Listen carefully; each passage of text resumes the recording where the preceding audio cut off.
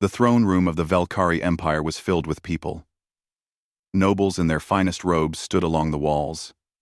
Military commanders wore their decorated uniforms with pride. Court officials whispered to each other, waiting for the ceremony to begin. Everyone had come to welcome Princess Lyra home after 3 long years away. The princess had been serving as a diplomatic envoy on the frontier worlds. Those were dangerous places, far from the safety of the Empire's core systems. Many had wondered if she would return at all. But here she was. Walking through the massive doors with her head held high, Queen Mira sat on her throne, tall and imposing. Her silver skin caught the light from the crystal chandeliers above. Her eyes, a deep purple that marked royal blood, watched her daughter approach. The queen had missed Lyra, but she would never show such weakness in public. A ruler must be strong. Always. Lyra walked down the long carpet toward the throne. Her steps were confident and measured. She wore the traditional robes of her station, but something about her seemed different.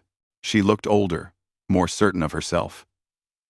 Behind the princess walked her guards and attendants, and behind them walked a figure that made everyone in the room stare. He was tall, but not as tall as the Velkari. His skin was a strange tan color, not silver or blue like the species most people knew. His hair was dark brown, cut short in a military style. He wore simple clothes, not the elaborate outfits of the court. He was human. Everyone could see that. But what was a human doing in the royal procession? Commander Vex stood near the throne, his hand resting on his weapon. He was the head of the royal guard, and it was his job to protect the queen from any threat. His eyes never left the strange human as the group approached. Lyra stopped at the appropriate distance from the throne and bowed deeply. The human beside her did the same, though his bow was less practiced. "Your Majesty," Lyra said, her voice clear and strong. "I have returned home." "Welcome back, my daughter," the queen replied. Her voice echoed through the silent room. "We have awaited your return with great anticipation. Tell us of your service to the Empire." Lyra straightened. "I have fulfilled my duties as your envoy, mother. I negotiated 7 trade agreements, prevented 2 wars, and established diplomatic relations with 4 new species. The frontier is more stable now than when I arrived." Murmurs of approval ran through the crowd. The princess had done well. The queen allowed herself a small smile. "You have served with honor," the queen said.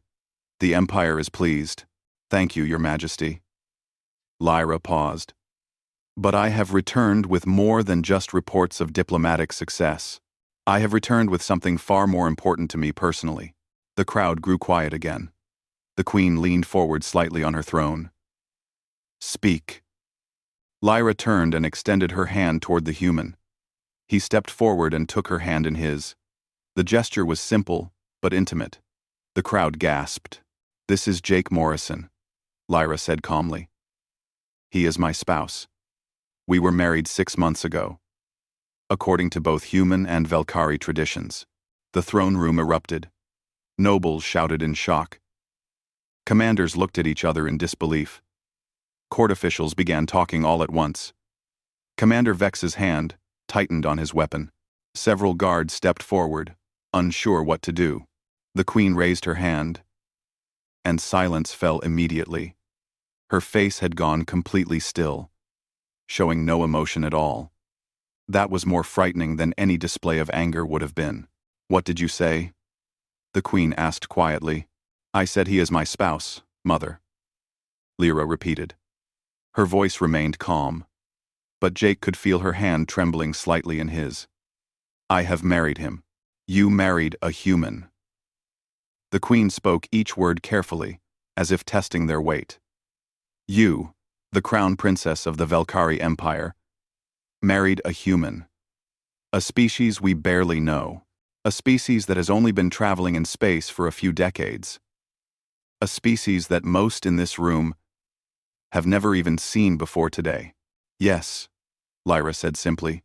The queen stood from her throne. She was taller than her daughter, and when she stood at her full height, she was an impressive sight. "Explain yourself. Now." Jake squeezed Lyra's hand gently. They had known this would be difficult. They had prepared for this moment during the entire journey home. But standing here, in front of the Queen and the entire court, was harder than either of them had imagined. Lyra took a breath. 3 years ago, I was traveling to a diplomatic meeting on Station Kepler. The station was attacked by pirates. Our ships were damaged. Our guards were overwhelmed. I was trapped in a section of the station that was losing air. I would have died there. And, she looked at Jake. This man saved my life. He was working as an engineer on the station. He came into the dangerous section, fixed the air system, and led me to safety. He risked his life for someone he didn't know, someone from a species he had barely heard of. Many people perform acts of bravery, the Queen said coldly. There is more, Lyra continued. After the attack, I hired him as a technical advisor. I needed someone who understood the frontier stations, the settlements, the people who lived outside the Empire's borders. He traveled with me for 2 years. In that time, I learned about humans. I learned about their history, their culture, their way of thinking. She paused. And I learned about this man specifically, his courage, his kindness, his intelligence, his loyalty. I fell in love with him, Mother. Not because he is human, or because he saved my life, but because of who he is. The crowd was silent now. Everyone, listening carefully. Jake stood straight, meeting the Queen's eyes. He was terrified, but he would not show it. Lyra had warned him that showing fear in the Valkyrie court was a mistake. You fell in love, the Queen repeated. Love. You are the crown princess. Your marriage is not about love. It is about alliance. About strengthening the empire. About producing heirs who can rule after you. What can this human possibly offer the empire? More than you know, Lyra said quietly.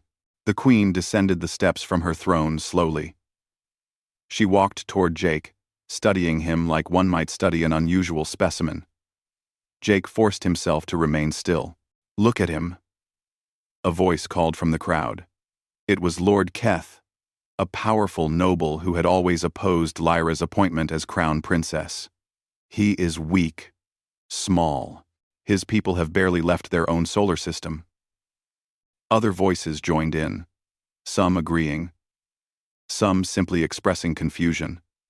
The Queen raised her hand for silence again. My daughter, the Queen said, still looking at Jake. I do not know what you were thinking. I do not understand how you could make such a choice without consulting me, but you have returned. And you have made this announcement in front of the entire court. You have forced my hand. She turned to face Lyra directly. I will give you one chance. One. You will prove to me, to this court, and to the Empire that this human is worthy of joining the royal family.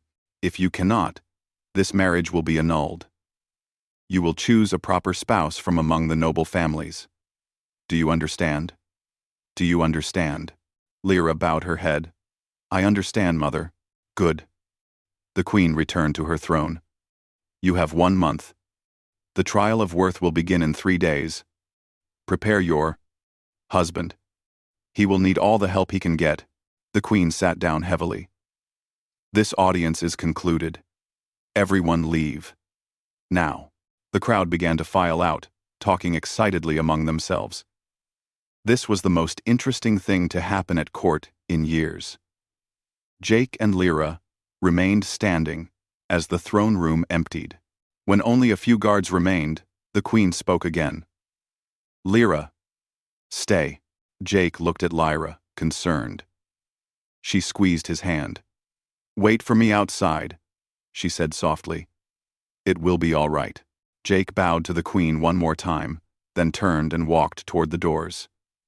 He could feel the Queen's eyes on his back the entire way. When he reached the doors, he glanced back. Lyra stood alone before her mother, looking very small in the vast throne room. Then the doors closed behind him, and he was left wondering what he had just gotten himself into. Jake stood in the training arena, looking at the obstacle course before him. It was massive, stretching across the entire length of the building. Walls of smooth metal reached toward the ceiling. Platforms hung suspended in the air. Pools of dark liquid bubbled ominously in several places. This was the first trial. And it looked impossible. The physical challenge, Commander Vex announced to the gathered crowd. Nobles and officials sat in the viewing galleries above, eager to watch the human fail. The candidate must complete the course in less than 10 minutes. Any longer, and he fails. Lyra stood near the starting line, her face calm but her hands clenched into fists. She had tried to prepare Jake for this, but the trials were designed for Valkyrie, not humans. The Valkyrie were stronger, faster, and had better endurance than most species. A human completing this course seemed unlikely. "Are you ready?" Vex asked Jake, his tone making it clear he expected the answer to be no. Jake stretched his arms and rolled his shoulders. "As ready as I'll ever be. Begin." Jake ran forward. The first obstacle was a wall, smooth and tall. A Valkyrie could jump and catch the top edge easily. Jake was shorter. He ran at the wall, planted his foot halfway up, and used his momentum to push higher. His fingers caught the edge. He pulled himself up and over. The crowd murmured. That was clever, even if it looked awkward. The next obstacle was a series of platforms, each one higher than the last. Jake jumped from one to another, using his arms to pull himself up when the gaps were too large. His movements were different from a Valkyrie's, more reliant on his upper body strength. But he was making progress. Then he reached the rope section. Thick ropes hung from the ceiling, swaying slightly. He had to swing from one to another to cross a wide pit. Jake grabbed the first rope and swung. His lighter weight actually helped here. He moved from rope to rope quickly, landing on the far platform with seconds to spare. 6 minutes, Vex called out. Jake was breathing hard now. Sweat dripped down his face, but he kept moving. The next section required crawling through a narrow tunnel filled with obstacles. It was designed to test endurance and pain tolerance. Sharp edges jutted from the walls. The tunnel was barely wide enough for a Valkyrie. Jake dropped to his stomach and began crawling. The tunnel was actually easier for him because of his smaller size. He moved through it faster than expected, though his arms were scraped and bleeding by the time he emerged. 8 minutes. One obstacle remained. A pool of thick, dark liquid lay between Jake and the finish line. Above it hung bars, spaced far apart. The candidate had to cross using only the bars, fall into the liquid, and the trial was over. Jake approached the edge, studying the bars. They were spaced for Valkyrie arm length. For him, each gap would be a stretch. He wiped the sweat from his hands on his pants, took a breath, and jumped. His hands caught the first bar. He swung his body forward and reached for the next. His fingers slipped slightly, and the crowd gasped. Jake held on, repositioned his grip, and swung again. Bar by bar, he crossed the pool. His arms screamed in pain. His grip was weakening. 9 minutes, 30 seconds. Jake reached for the last bar. His hand missed. For a moment, he hung by one arm over the dark pool. Then he swung his body hard, and his other hand caught the bar. He pulled himself forward and dropped onto the finish platform just as Vex called out, 10 minutes. The crowd was silent. Jake had completed the course exactly on time. It wasn't graceful. It wasn't impressive by Valkyrie standards, but he had done it. This king, Entevenindir, Entemide, Lyra ran to him. Are you all right? Jake sat on the platform, breathing heavily. His arms trembled. Blood dripped from the scrapes on his forearms. I'll live, he managed to say. That was just the first trial, wasn't it? She nodded, looking worried. The second trial came 2 days later. This one tested intelligence and problem-solving. Jake sat in a room with a complex puzzle before him, It was a Valkyrie strategic game, used to train military commanders. The goal was to position pieces on a board to control key territories while defending against an opponent's attacks. Lord Keth sat across from him. The noble smiled coldly. I will be your opponent, human. I have played this game for 40 years. Let us see how your primitive mind handles real strategy. The game began. Keth moved quickly, his pieces flowing across the board with practiced ease. Jake moved more slowly, studying each position carefully. He didn't know the traditional strategies, but he understood the basic rules. Control territory. Protect important positions. Attack where the enemy is weak. After an hour, Keth's smile had faded. The human was not playing the way anyone expected. His moves seemed random at first, but slowly, a pattern emerged. He was sacrificing pieces to gain small advantages in position. He was taking risks that no Valkyrie player would take. After 2 hours, the board was locked in a stalemate. Neither player could gain ground without exposing themselves to a devastating counterattack. Keth stared at the board in frustration. How are you doing this? You should not be able to compete with me. Jake shrugged. I'm not trying to play like a Valkyrie. I'm playing like a human. We're used to being outmatched. We've learned to fight smart, not just fight strong. The judge declared the trial a draw. Keth had not won, which meant Jake had passed. The noble stood abruptly and left without a word. The third trial was diplomatic. Jake had to negotiate with representatives from 3 different alien species, all with conflicting interests. He had to reach an agreement that satisfied everyone. The negotiations lasted 6 hours. Jake used everything he had learned from watching Lyra work. He listened carefully to what each representative really wanted, not just what they said they wanted. He found common ground. He offered compromises. He even made jokes, using humor to ease tensions when the discussions got heated. In the end, all 3 representatives signed an agreement. It wasn't perfect, but everyone walked away feeling like they had gained something. The judge declared the trial passed. Prince Darren, Lyra's younger brother, approached Jake after the trial. The prince said, I thought you would fail immediately, but you are more capable than you appear. Thank you, Jake said. I think. Darren smiled slightly. My sister chose well. I opposed this marriage at first, but I am beginning to understand why she did it. That evening, Lyra found Jake sitting alone in their quarters.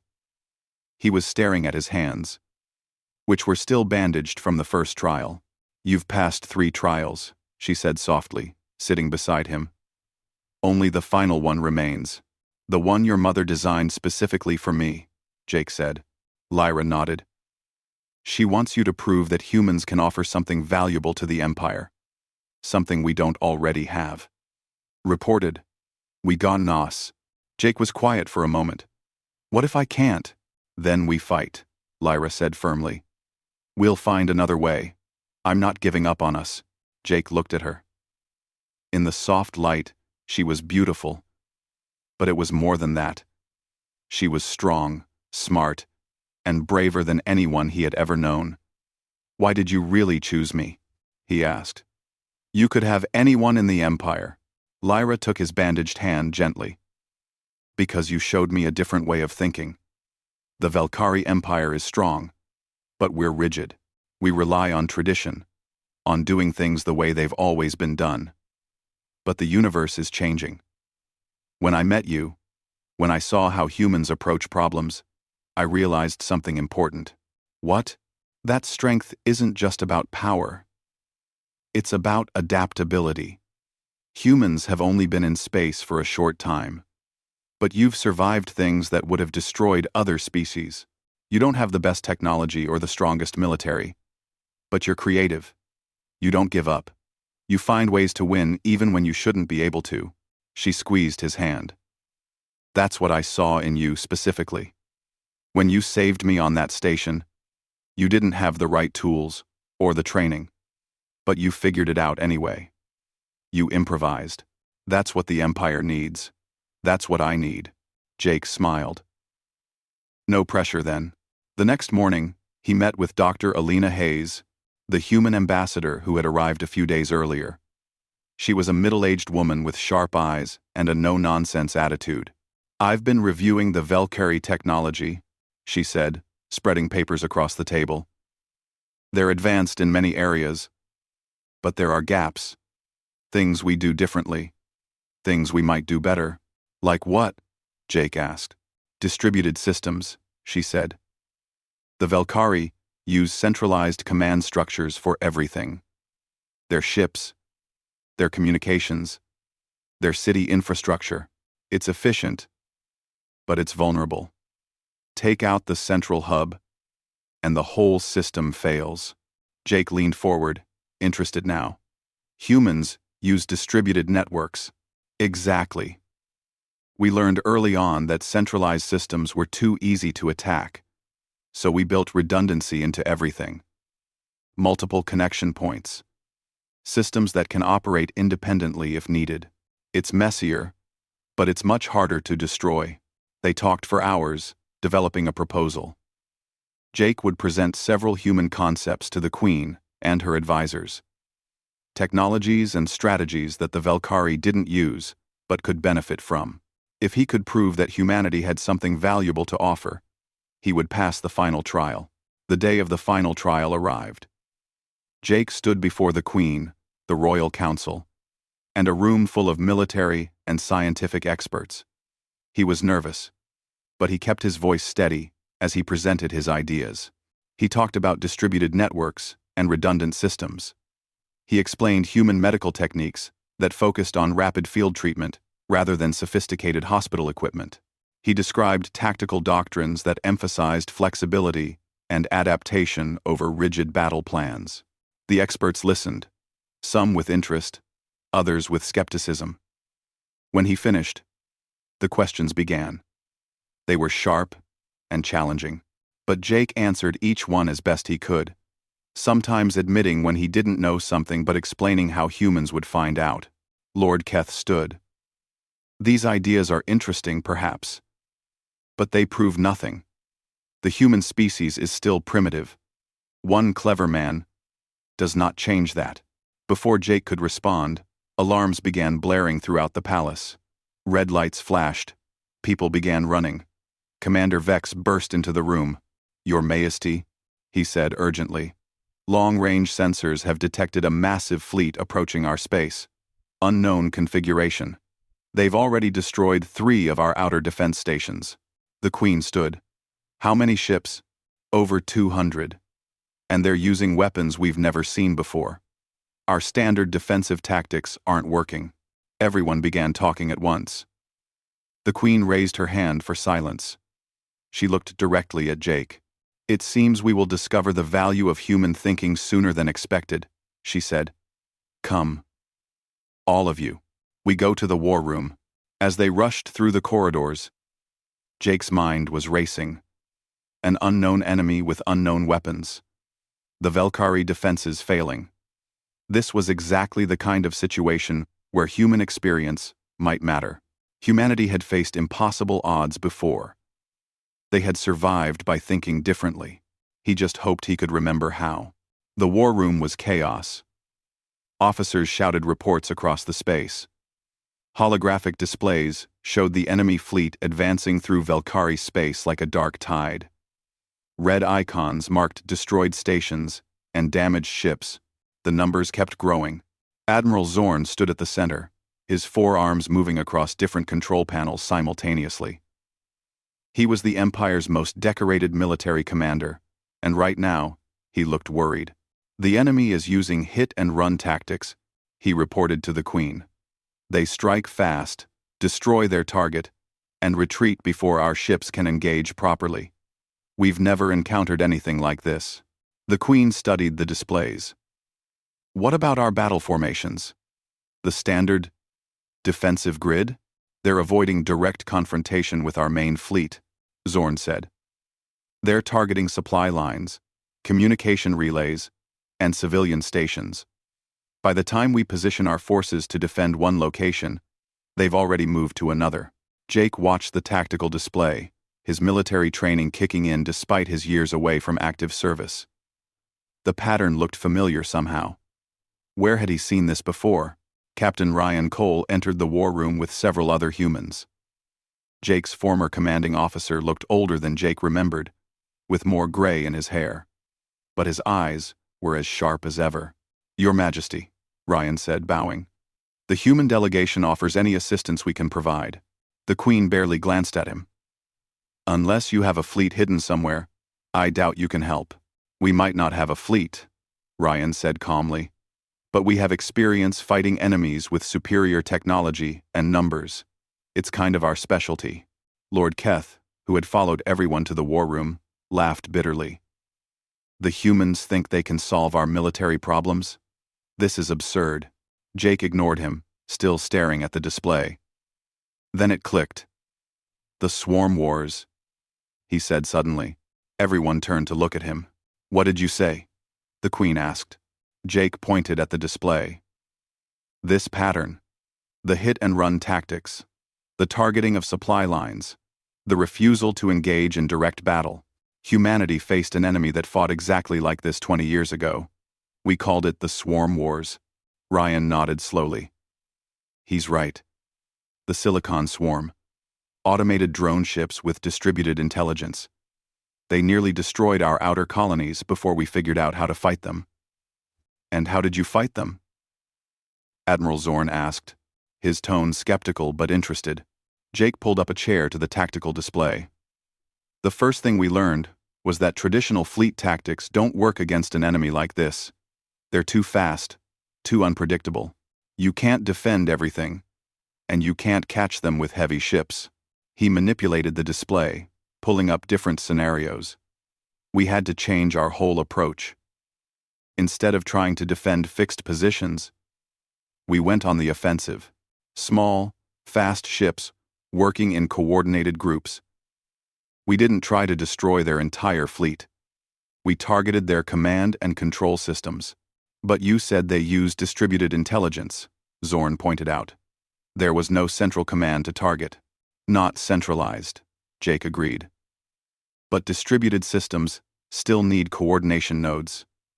Places where information flows between different parts of the network. Find those nodes, take them out, and the rest of the fleet loses cohesion." The Admiral studied the display thoughtfully. "How do you identify these coordination nodes?" "Pattern analysis," Ryan said, stepping forward. "We track their attack patterns, their retreat routes, their timing. The nodes reveal themselves through behavior.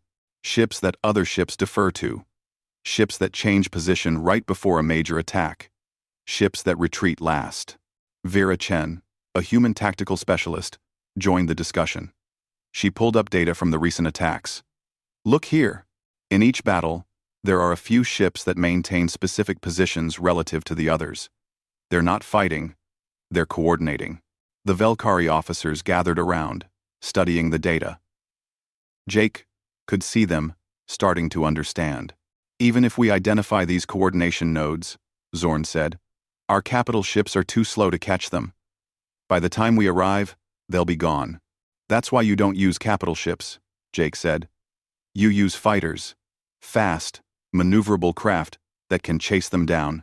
The capital ships become mobile bases, providing support and protection. But the real fighting happens with small craft."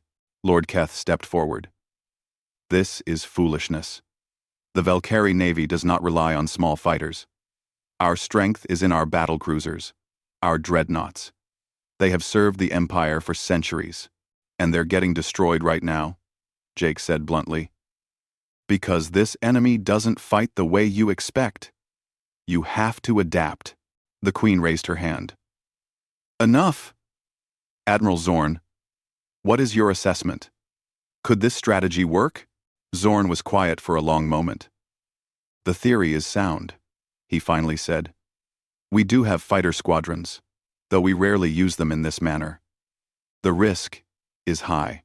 If we commit our forces to this strategy and it fails, we'll have left our core worlds vulnerable. And if we don't try something different, Ryan said. You'll lose those worlds anyway. This enemy is winning because they're doing something you're not prepared for. You need to do something they're not prepared for. The Queen looked at Jake. You've fought this kind of battle before? Not personally in the Swarm Wars, Jake admitted. I was too young, but I trained under people who did, and I've studied the tactics extensively. More importantly, I've seen how humans approach this kind of problem. We're good at asymmetric warfare, at finding ways to win when we're outmatched. Why? The Queen asked. Why are humans good at this? Jake thought about how to explain it. Because we've always been outmatched. When humans first left Earth, we didn't have the best technology. We didn't have powerful allies. We were alone in a dangerous galaxy. We survived by being clever, by adapting quickly, by taking risks that other species wouldn't take. He gestured to the display, showing the enemy fleet. Every human colony has a story about facing impossible odds, about being attacked by pirates, or hostile aliens, or natural disasters, about having to improvise solutions with whatever we had available. It's made us creative. It's made us resilient. Lyra spoke up for the first time since entering the war room. This is what I tried to tell you, Mother. This is what humans offer. Not superior technology or greater military might, but a different way of thinking, a different approach to problems. The Queen stood silently, watching the displays as more reports of attacks came in. Finally, she spoke. Admiral Zorn, prepare to implement the human strategy. Coordinate with Captain Cole and his people. You have full authority to reorganize our forces as needed. Lord Keth sputtered. Your Majesty, you cannot be serious. Trusting our defense to human tactics? To this one man's unproven theories? The Queen turned to face him. Lord Keth, my defense stations are being destroyed. My ships are being picked apart. My people are dying. Right now, the only people in this room offering solutions are the humans. So yes, I am going to trust their tactics. Unless you have a better idea? Keth had no response. I thought not, the Queen said coldly. Now either help or get out of the way. The next few hours were a blur of activity. Jake worked with Zorn and the Valkyrie officers, explaining human tactical doctrines in detail. Vera provided data analysis, identifying likely coordination nodes in the enemy fleet. Ryan coordinated with the human ships that had accompanied the delegation. We don't have many fighters, Zorn said, reviewing their resources. Perhaps 300 across all our nearby fleets. Against their 200 capital ships, plus whatever fighter support they have. Those numbers are not encouraging. It's not about numbers, Jake explained. It's about speed and coordination. 300 fighters, if properly coordinated, can be in a dozen places at once. They can strike, retreat, strike again. The enemy won't know where we're going to hit next, but they can do the same to us. A Valkyrie officer pointed out.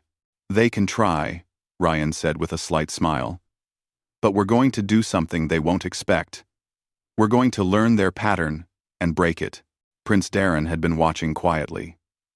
Now he spoke up. I want to fly with them. Everyone turned to stare at him. Darren, no, Lyra said immediately. I'm a trained pilot, Darren insisted. I'm good at it. Better than most.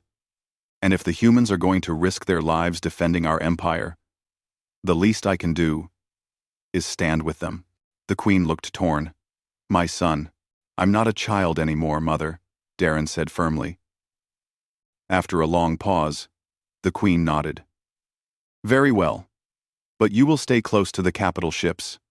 Is that clear? Yes, Your Majesty.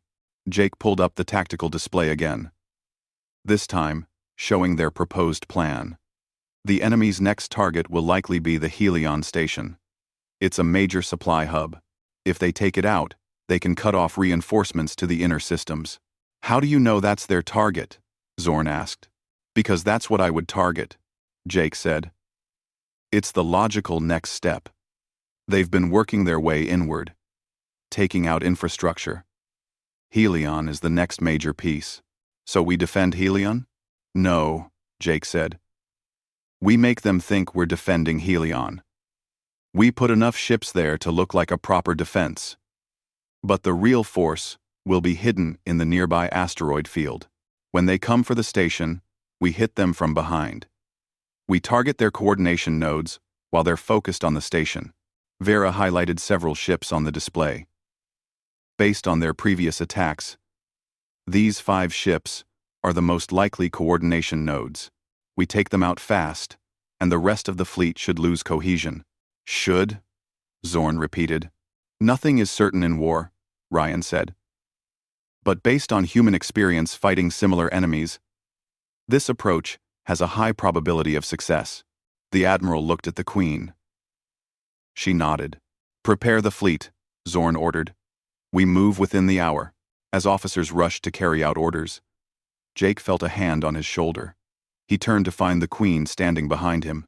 If this fails, she said quietly, many people will die. I know, Jake said. And if it succeeds, you will have saved the Empire. She studied his face. I am beginning to understand why my daughter chose you. You are not what I expected. Juan, what did you expect? Someone weaker. Someone who would try to change Lyra, to make her more human. Instead, you've pushed her to be more herself, more confident in her own choices. The Queen paused. That is a rare quality. She turned to leave, then stopped. For what it's worth, I hope you survive this battle. I would like the opportunity to know you better. Thank you, Your Majesty, Jake said. Lyra found him a few minutes later. Are you sure about this plan? No, Jake admitted. She kissed him. Then let's go save an empire. The fleet began moving toward Helion Station, and Jake wondered if he had just made the biggest mistake of his life, or if he was about to prove that humans really did have something valuable to offer the galaxy. He supposed he'd find out soon enough. The asteroid field near Helion Station was dark and quiet. 300 Valkyrie fighters and 20 human craft hid among the tumbling rocks, their engines powered down to minimum levels. They waited. Jake sat in the command ship with Admiral Zorn, watching the sensor displays. The bait had been set. Helion Station blazed with activity, its defenses active, a small fleet of Valkyrie cruisers positioned around it. To any observer, it looked like the Empire was making a desperate stand. How long? Zorn asked quietly. Based on their pattern, they should arrive in the next 10 minutes, Vera said from her station. She had been tracking the enemy fleet's movements for hours. They've been hitting targets in a predictable rhythm. They won't break that pattern unless they suspect a trap. And if they do suspect a trap, then we'll find out how well Valkyrie pilots can improvise, Ryan said. He was coordinating the fighter squadrons from the adjacent console. Lieutenant Ben Carter, a human pilot, spoke through the comm channel. All human fighters report ready. We're eager to show these aliens how Earth pilots fly. Stay focused, Lieutenant, Ryan said. This isn't a competition. We haven't too. Yes, sir. But if it was, we'd be winning. Despite the tension, Jake smiled slightly. Human pilots never changed. That confidence, that almost reckless courage, had saved humanity more than once. He hoped it would work here too. Contact, one of the sensor officers announced. Multiple ships dropping out of faster-than-light travel near Helion Station. Count is 215 vessels, matching previous attack patterns. The display lit up with red icons. The enemy fleet was massive, spread out in a loose formation that would be hard to target with conventional weapons. They began their approach to the station, moving fast. The station's defenses are engaging, another officer reported. Enemy is returning fire. Wait. They're focusing on the defensive platforms, not the station itself. They're trying to knock out the defenses first. Smart, Zorn muttered. Jake watched the pattern develop. 5 ships, just as Vera had predicted, maintained positions behind the main attack force. They weren't fighting. They were coordinating. There, Jake pointed. Those 5. They're the targets. I see them, Vera confirmed. Sending targeting data to all fighter squadrons now. Ryan opened the fleet-wide channel. All fighters, this is command. Primary targets are designated Alpha through Echo. Split into 5 attack groups as planned. Remember your training. Fast in, fast out. Don't stick around to admire your work. Human fighters, you're with me. On target, Alpha, Ben said. Let's show them what we've got. Prince Darren, Zorn said. You're assigned to Group 3, target Charlie. Stay with the squadron. Follow Commander Tell's lead. Understood, Admiral. Darren's voice came through, tight with nervous excitement. Lyra stood beside Jake, watching her brother's fighter on the display. The enemy fleet was fully engaged with the station now. Weapons fire lit up the space around Helion. The station was taking damage, but it was holding. The timing had to be perfect. Now, Zorn ordered. 320 fighters ignited their engines simultaneously. They burst from the asteroid field like a swarm of angry insects, accelerating hard toward the enemy fleet. The coordination nodes detected them immediately. The enemy fleet began to react, but they were caught off guard. They had expected to face capital ships, not a massive fighter assault from behind. Maintain formation, Ryan commanded. Don't break pattern until you're in range. The fighters streaked through space in tight formations. The Valkyrie pilots flew well, their military training evident in their precise movements. But the human pilots flew like they were born in space, dodging and weaving through obstacles with casual ease that made some of the Valkyrie nervous. Target Alpha in range, Ben reported. Breaking formation. All human fighters, follow my lead. The 20 human craft split off from the main group and dove toward their target. The coordination node tried to evade, but it was too slow. The human fighters came from multiple angles, their weapons firing in perfect synchronization. Target Alpha is damaged, Ben called out. Shields down to 30%. Going for another pass. Watch your 6, Lieutenant, Ryan warned. Enemy fighters incoming. Seen them. Hey Carter 2, you want to handle those guys? On it, boss. 2 human fighters peeled off and engaged the enemy craft, their movements fluid and unpredictable. The enemy pilots, used to the more formal Valkyrie flying style, couldn't match them. Target Bravo engaging, another squadron leader reported. Meeting heavy resistance. Jake watched the battle unfold across multiple displays. The plan was working, but it was chaotic. Fighters spun and dove through 3-dimensional space. Weapons fire streaked in all directions. Several Valkyrie fighters had already been destroyed. Target Charlie taking heavy damage, Commander Tell reported. That was Darren's group. Darren, status? Lyra called out, unable to help herself. I'm fine, sister. Darren replied. His voice was strained but steady. This coordination ship is tougher than the others. It's got some kind of enhanced shielding. Why? One for Yon. A. And Quallen. Fall back and regroup, Tell ordered. Wait, Darren said. I see something. There's a small port on the underside. Looks like a cooling vent. If I can get a shot. Prince Darren, maintain formation, Tell commanded. But Darren's fighter was already diving toward the enemy ship, dodging defensive fire. He flew underneath the larger vessel, found his target, and fired. The shot went straight into the vent. For a moment, nothing happened. Then, the coordination ship exploded from the inside, torn apart by its own power systems overloading.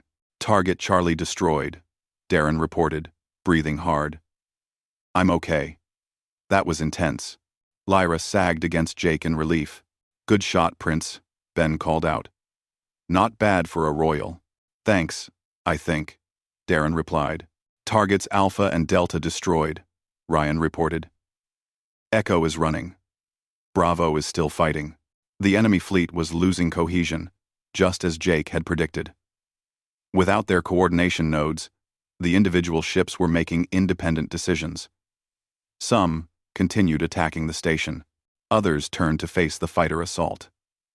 A few began retreating. But Bravo, the second coordination node, was proving difficult. It had positioned itself deep within the enemy formation, surrounded by protective vessels.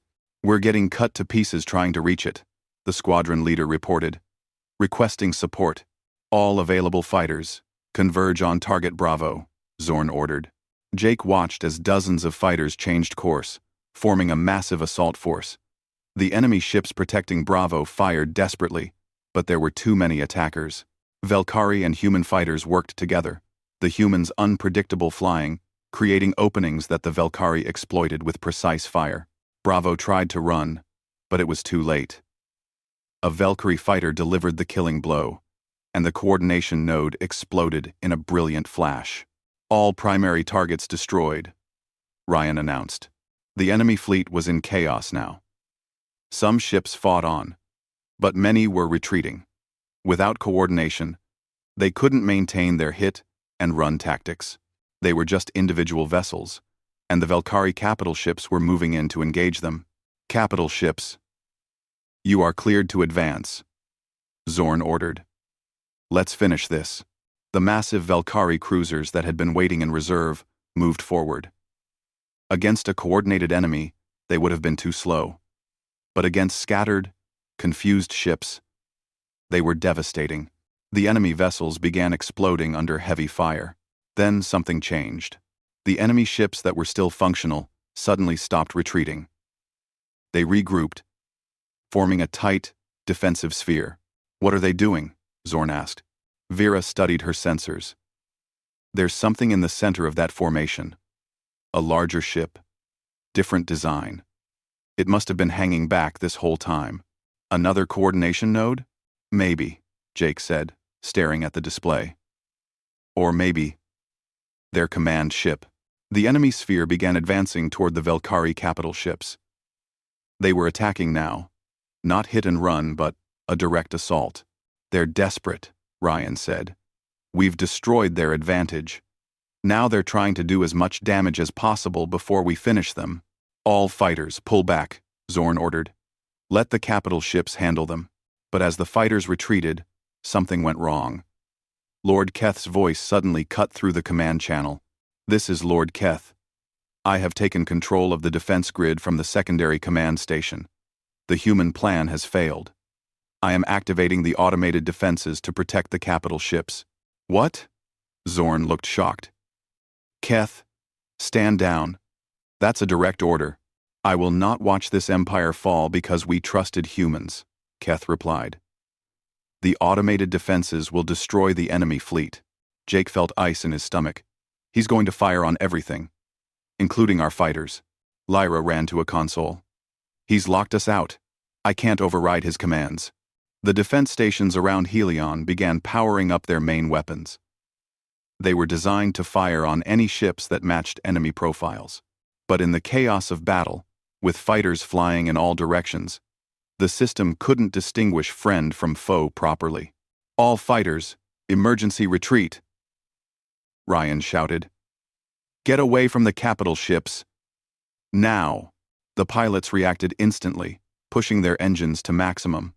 But several fighters were too close to the enemy formation. The defense stations opened fire. A Valkyrie fighter exploded. Then another. A human craft took a glancing hit and went spinning out of control. "Keth, stop this." The Queen's voice cut through the chaos. "You're killing our own people." "A necessary sacrifice," Keth replied coldly. "Better to lose a few fighters than the entire fleet."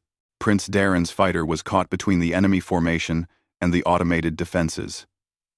He tried to dodge, but his ship took multiple hits. His engines failed.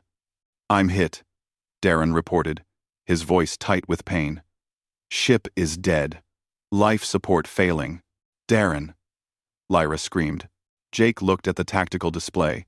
Darren's fighter was drifting toward the enemy formation.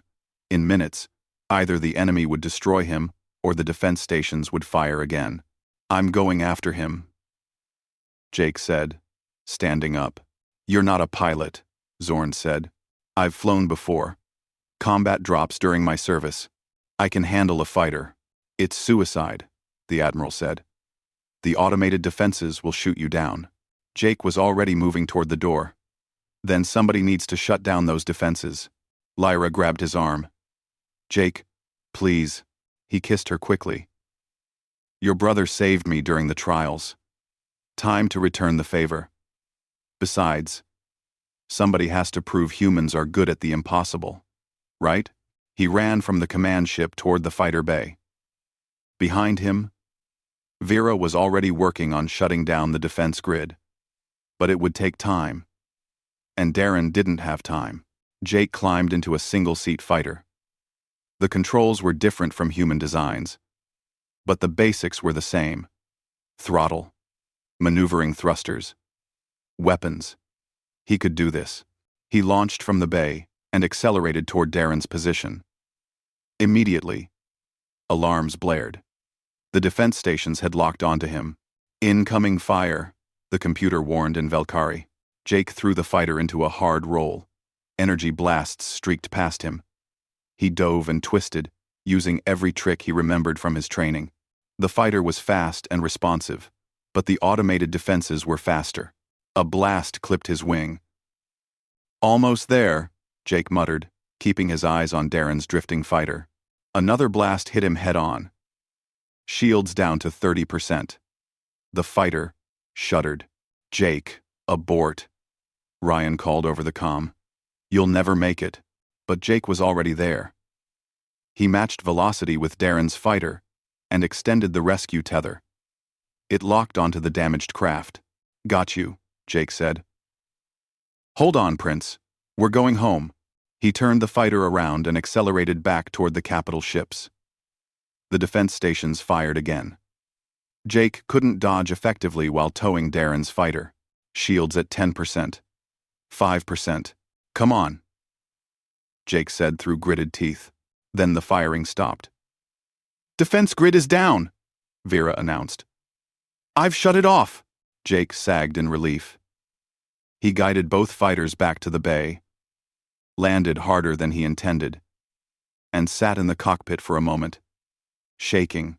When he climbed out, Lyra was there. She threw her arms around him and didn't let go. 3 days after the battle, Jake woke up in the medical wing of the palace. His body ached everywhere. The doctors said he had multiple broken ribs from the crash landing, burns from weapons fire, and severe exhaustion. But he was alive. Lyra sat beside his bed, holding his hand. She looked tired, like she hadn't slept since the battle.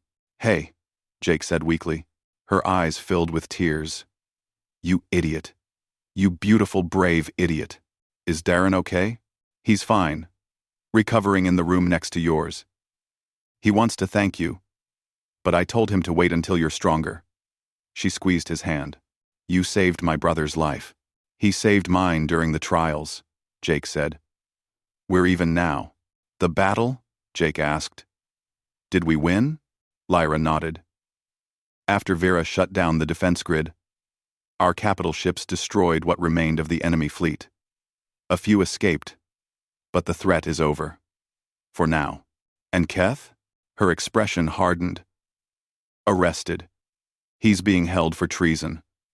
What he did killed 17 pilots, Velkari and human both. The Queen is furious." Jake closed his eyes. 17 lives lost, because one man couldn't accept change. It seemed like such a waste. The door opened, and the Queen entered.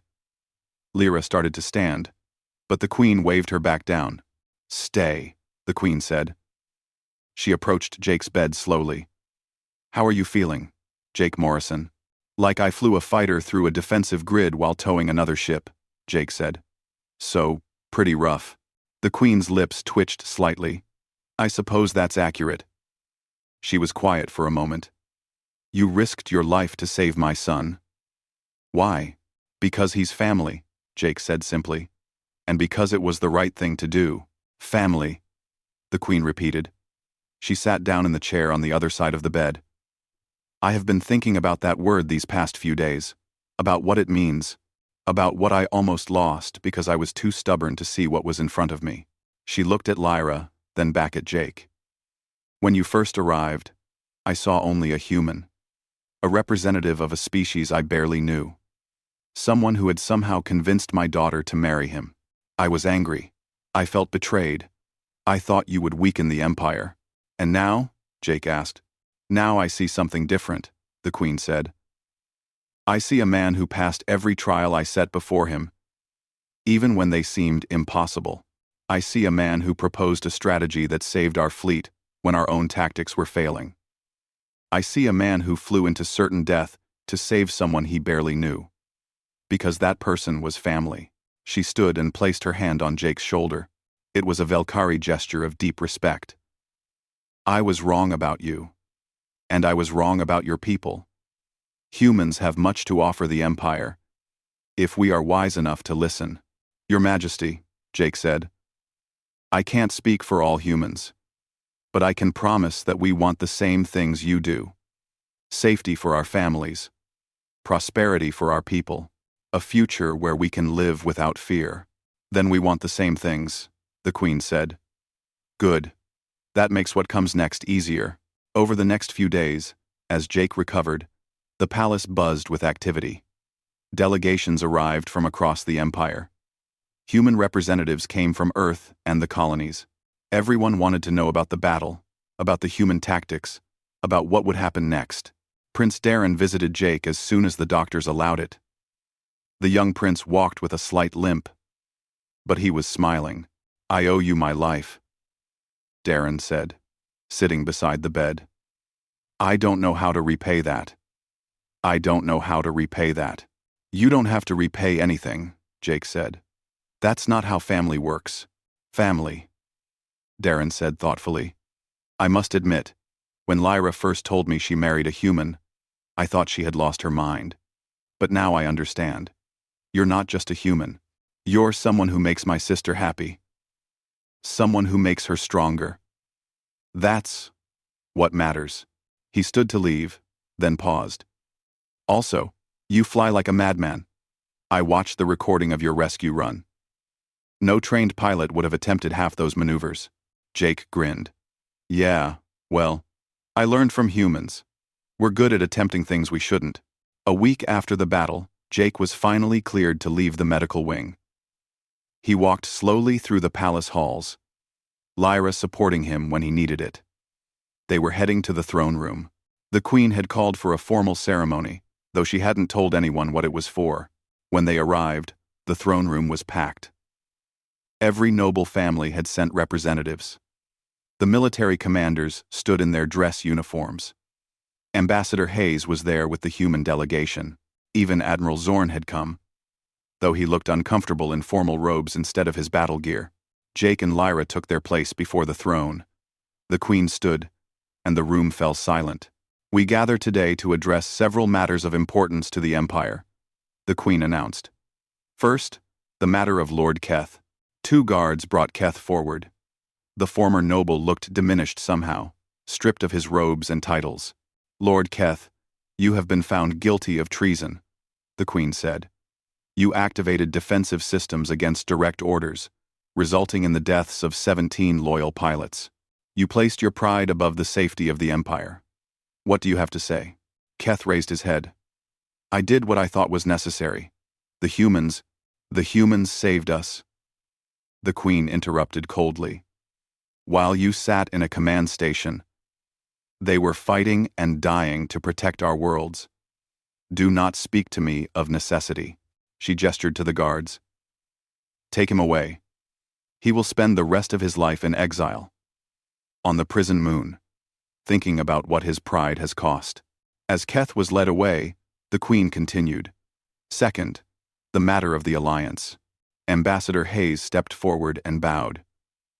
Your Majesty, on behalf of Earth and the human colonies, I am authorized to offer a formal alliance between our peoples. We propose mutual defense agreements, technology sharing, and open trade between our territories. The Empire accepts, the Queen said. Let it be known that from this day forward, humanity and the Valkyrie Empire stand together as allies and friends. The crowd murmured approval. This was unprecedented. The Valkyrie had allies before, but never had the Queen moved so quickly to formalize a relationship. Third, the Queen said, and now she looked directly at Jake. The matter of the trial of worth. Jake felt his heart beat faster. This was it. The moment that would determine his future with Lyra. Jake Morrison. You were asked to prove that you were worthy of joining the royal family. You were asked to demonstrate that humans could contribute something of value to the Empire. I believe you have done more than that. The Queen descended from her throne and approached Jake. You did not just prove that one human could be worthy. You proved that humanity as a species has gifts that complement our own. Your creativity, your adaptability, your courage in the face of impossible odds. These are qualities the Empire needs. She placed both hands on Jake's shoulders. Therefore, I formally recognize your marriage to Princess Lyra. You are hereby granted the title of Prince of the Valkyrie Empire, with all rights and responsibilities that entails. You will serve as the official liaison between humanity and the Empire, helping to build the bridges between our peoples. The crowd applauded. Jake felt overwhelmed. He had hoped to simply be accepted, to be allowed to stay with Lyra. He hadn't expected this. Thank you, Your Majesty, he managed to say. I will serve the Empire to the best of my ability. I know you will, the Queen said. Then, more quietly, so only Jake and Lyra could hear, she added, Welcome to the family, son. That evening, there was a grand celebration. The palace gardens were filled with people from dozens of species. Humans mingled with Valkyrie. Military officers shared drinks with diplomats. Even Admiral Zorn was smiling, which Lyra said was a rare sight. Jake stood on a balcony overlooking the garden, taking a moment to breathe. So much had happened in such a short time. It felt unreal. Ryan found him there. The captain handed Jake a glass of something that looked like wine but tasted like starlight. Quite a journey, Ryan said. From engineer on a frontier station to prince of an empire. It doesn't feel real, Jake admitted. A month ago, I was just trying to pass some trials so I could stay married. Now I'm supposed to represent humanity to an entire empire. You'll do fine, Ryan said. You've always been good at the impossible. It's kind of your thing. Jake laughed. Is that the official human assessment? It's my assessment. But I think it applies to all of us. Ryan looked out at the mixed crowd below. You know what's really amazing? We did this. Humans and Valkyrie, working together, we beat an enemy that should have destroyed them. That's what happens when different peoples stop being afraid of each other and start learning from each other. Think it will last? Jake asked. The alliance? That's up to people like you. Ryan said. You and Lyra, you're the bridge now. As long as that bridge holds, yeah, I think it'll last. Lyra found them a few minutes later. The Queen is asking for you, she told Jake. She wants to introduce you to some of the outer system governors. Jake groaned. More politics? You're a prince now, Lyra said with a smile. Politics comes with the job. I liked it better when I was just an engineer. Liar, Lyra said. You love this. You love the challenge of it. Jake pulled her close. I love you. The rest is just details. Later that night, when the celebration had finally ended, Jake and Lyra stood alone in their quarters. Through the window, they could see the spaceport where human and Valkyrie ships sat side by side. What do you think happens next? Lyra asked. More challenges, Jake said. The alliance is new. There will be problems, disagreements, cultural misunderstandings, people like Keth who resist change. It won't be easy, but we'll face it together, Lyra said. Together, Jake agreed. She leaned against him. You know, when I first met you, I never imagined it would lead to this. I just thought you were an interesting human who had saved my life.